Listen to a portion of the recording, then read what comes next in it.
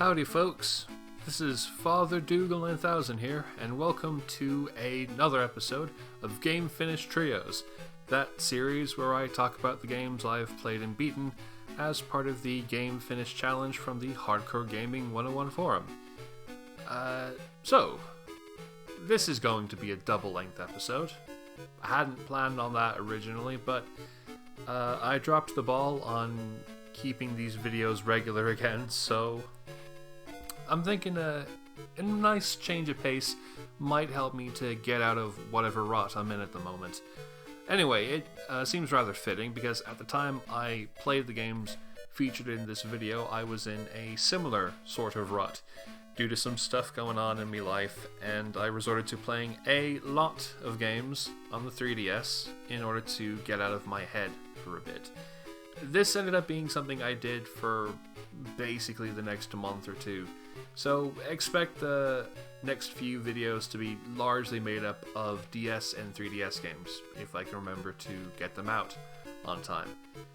Speaking of which, let's get on to them. Today's games were originally logged from the 14th of March to the 7th of April 2022.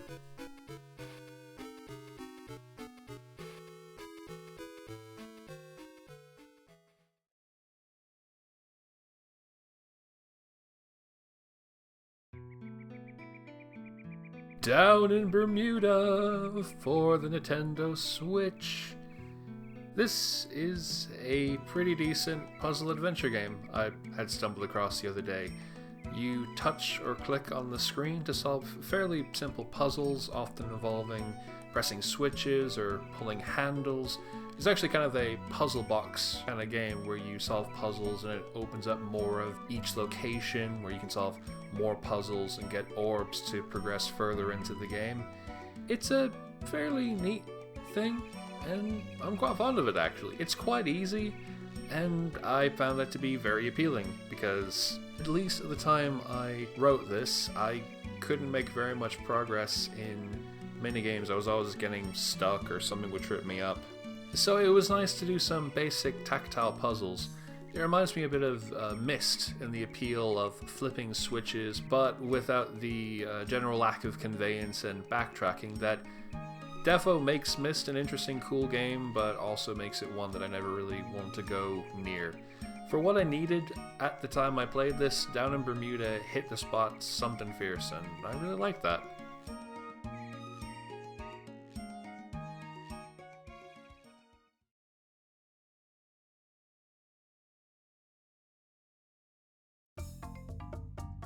Kirby Triple Deluxe for the Nintendo 3DS. I think at this point in time, the demo for Kirby and the Forgotten Land for the Nintendo Switch just came out, and I gave it a go because it looked kind of interesting, and it gave me the itch to try and play a Kirby game again. So I grabbed the two mainline games that came out on the 3DS, Triple Deluxe and Planet Robobot, off of the nearest collection of 3DS video games, because I'm pirating it, ahoy hoy hoy. Triple Deluxe it's fairly straightforward, and I think that's a big part of its appeal. There's plenty of different solutions to whatever you encounter with all the various weapons you can acquire, apart from the handful of optional rooms that require something specific. But everything carries on with a blazing clip, nothing's ever too complex or overwhelming. I like that each level focuses on a specific theme, like the circus stage or the factory stage, that progresses from one to the next, rather than just using the same theme for each world overall. It makes the game feel like more of an adventure or a journey in that sense. My only real criticism is that the music is not my scene. I kind of have this preconception that Kirby games, after a point, started having this thing where the music needed to sound like Kirby music, quote unquote. So it's got jaunty, rousing tunes and nothing but. And whether or not that's true, I just didn't really care for how the music sounded here, and I ended up muting the game and listening to podcasts and videos instead. I also played a couple of the extra modes that you can unlock over the course of the game, like Kirby Fighters. That was quite cool. I'll probably talk about that in the future, because I ended up playing the full, quote-unquote, version of that. You'll see what I mean when I get to that point.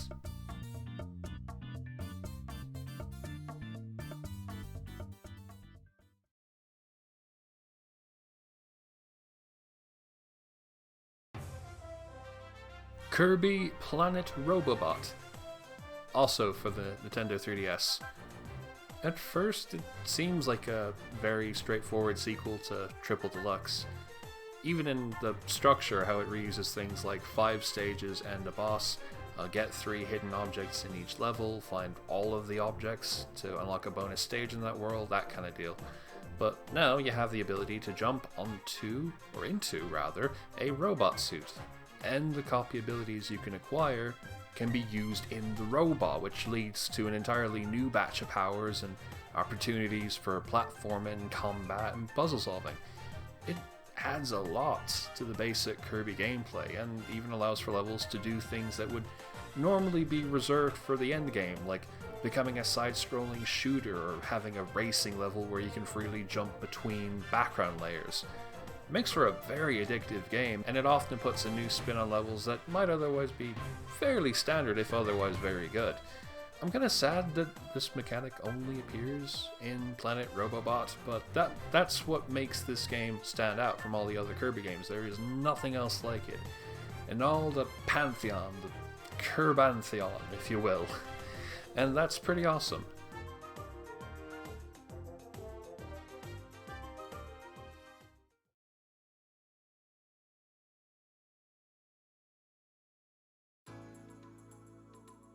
"3D Sonic the Hedgehog 2" for the Nintendo 3DS. This is one of those 3D classics ports of Sega games that the fine folks at M2 did for a couple years. They're pretty neat ports. I talked about the Afterburner 2 port that they did last year, and like that, and with like most of these, they added some nice new features. For example, this version of Sonic 2 has a new mode called Ring Keeper mode, where you start the stage with 10 rings, and whenever you get hit, you only lose half of whatever rings you've gotten. This was included pretty much so that players could have a decent chance of beating the 2-boss gauntlet of Death Egg Zone at least a bit more easily without being super experts, and this is something one of the producers admitted to in an interview I stumbled across that I'll hopefully remember to put in the description. And I decided to play through Sonic 2 on this mode, and I finally managed to beat some version of Sonic 2 without using save states and the like, which is quite nice. The classic Sonics of the yore of the 90s have my favourite kind of 2D platforming gameplay, so I love them to bits. But I still can't ever really decide whether I prefer this or Sonic 1 in terms of its level design. I quite like how Sonic 1 structures its levels, although Spring Yard Zone is a bit naff. But playing through this, especially after playing a lot of Sonic Robo Blast 2 mods, it made me realize that the level pacing in Sonic 2 tends to be quite similar to that game in terms of how there's plenty of routes and secret areas to discover. But once you know what you're doing, the levels are super short. You can beat them in a minute or two. There's a nice, concise breeziness to the whole thing that makes it really nice for a revisit, whether you want to play through just a couple levels or do the whole thing in, I think, just over an hour and 20 minutes. So that's quite nice. Nice breezy game, Sonic 2. Hell yeah.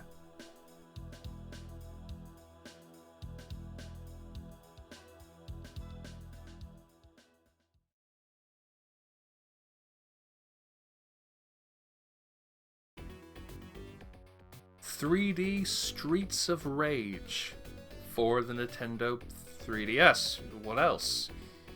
So this was a bit messy at first. I decided to play through the game normally, because I quite like Streets of Rage well enough. I did very well at it. I wouldn't consider myself particularly good at Streets of Rage 1, but I somehow found a rhythm with opponents that allowed me to make it to the final stage while only losing 3 lives up until that point, which is no mean feat for a rubbish player like me. I even managed to get very close to Mr. X, but then I got stopped by those two awful blaze recolors from, I think, stage 4 or thereabouts, the ones who jump all over the place. Those are the one enemy in Streets of Rage 1 that I think is legit broken. They are damn near impossible to fight, at least if you're just playing on your own. I'm not fast enough to reach to where they land after they jump, and then they're off again. And if you even get close, it's almost guaranteed they'll hit you anyway. Every other opponent at least has a strategy of some kind, even the more bullshit ones like the fire-breathing fatso, where you can fight them without relying on the special rocket launcher attack. But I couldn't find a way for these two jumping jerk lasses, but beyond being really, really lucky enough to get 1 or 2 punches in. And because you can't use the rocket launcher attack in this stage of the game, I couldn't beat them. Lost lives piled on until I lost to continue, and it probably would have gone for longer if I didn't just give up out of agonizing frustration. So with that in mind, I decided to replay the entire game with the Fists of Death mode made for this 3DS port, where every enemy gets taken out in a punch. Yes, including all of the bosses. I waltzed my way back to the tower, punched the blaze recolors lights out, and decked Mr. X before he could even fire his machine gun. It's a magic kind of catharsis, are these super ridiculous easy modes. They're there if you just want to have a bit of a laugh. Quite like Streets of Rage 1, bit clunky, but it's cool. I also really like that if you decide to accept Mr. X's proposal to join forces with him in single player, you just be like, ha, psych, and just drop you through a trapdoor that takes you a couple stages back. I didn't know you could do that until a few years ago, and it is one of my favorite weird things in video games of the early 1990s.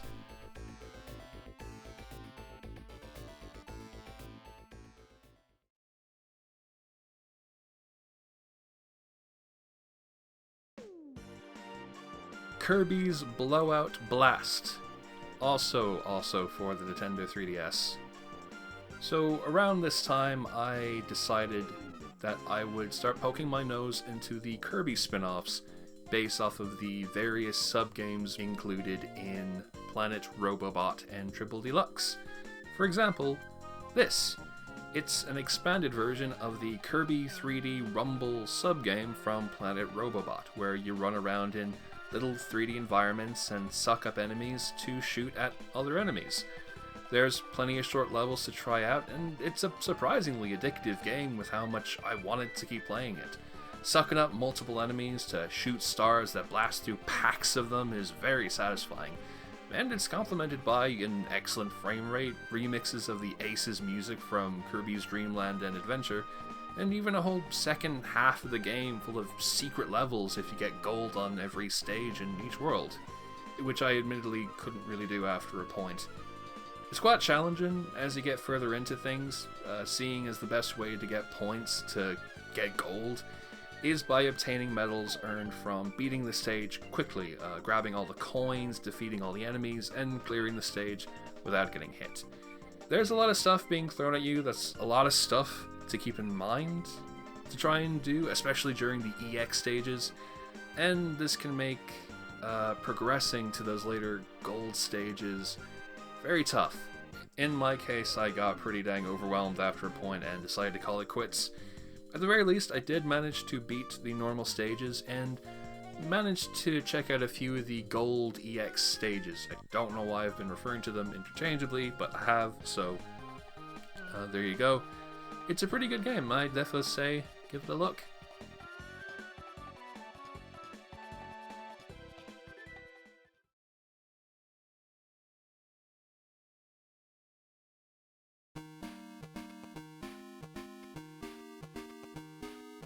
And with that, we've wrapped up another episode of the series. I hope that you enjoyed watching, and that you'll tune in for the next video, which will hopefully be out on schedule instead of taking weeks for some silly reason. Thank you so much, and until we meet again, have a wonderful day.